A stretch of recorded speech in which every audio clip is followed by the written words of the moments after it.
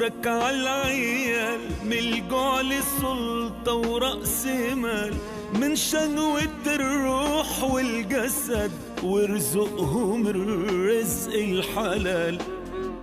يا ربي سترك عالعيال من الجوع للسلطة ورأس مال، من شهوة الروح والجسد وارزقهم الرزق الحلال.